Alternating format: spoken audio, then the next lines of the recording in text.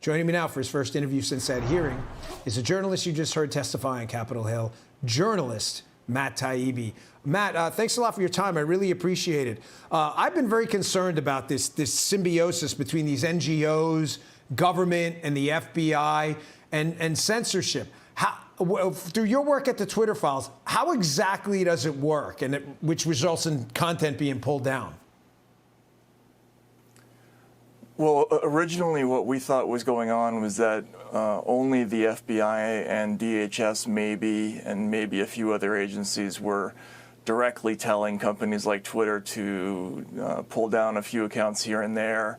But as time went on, we learned that actually there's a whole complex of organizations and NGOs. A lot of them are state-funded. Some of them are entirely state-funded, that are sending huge lists of names to these companies, and that's the primary route by which people are taken off places like Twitter or Facebook or any social media site.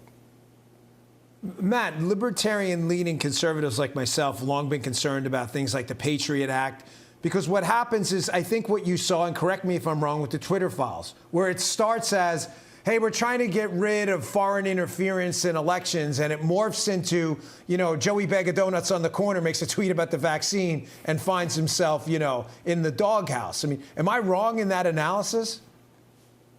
No, that's absolutely the correct analysis, because this effort actually began with counterterrorism in 2015, then it progressed to Russian foreign interference in 2016, 2017. And then next thing you knew, it was domestic violent extremism. And then what we found just this week, we found memos talking about the desire to strike down true stories of vaccine side effects or true stories that might encourage vaccine hesitancy. So they went from counterterrorism to going after true material within the space of a couple of years. So it's a small group of people at first, and now it's a really, really big pool of people that they're looking at.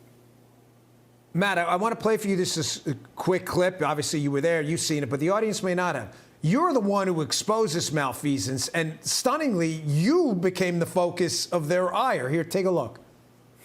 If we can take off the tinfoil hat, that there's not a vast conspiracy. Are you being paid to be here today, either through consulting fees, campaign contribution to your next run? Data was given to these so-called journalists before SNAP. I'm not a so-called journalist. I've won the National Magazine Award, the I.F. Stone Award for Independent Journalism, and I've written 10 books, including 4 New York Times bestsellers. Matt, this is disgusting. Tinfoil cap, you were paid off. You're a so-called journalist despite a resume to die for. That had to bother you personally. Well, I expected that, but I think the thing that's extraordinary about what happened to both me and to Michael Schellenberger, the other witness, is they would never treat a New York Times reporter like that or a Washington Post reporter like that and suggest that it was somehow, wrong for a reporter to make money, which came out during the hearing. They asked me if I'd been paid to testify, which was totally outrageous. They called us a direct threat to people who oppose them. That's very ominous language for the government to talk about with regard to journalists. And again, they would never do that with somebody they considered one of their own, which, a typical mainstream reporter. I think that was very, very disturbing what happened yesterday.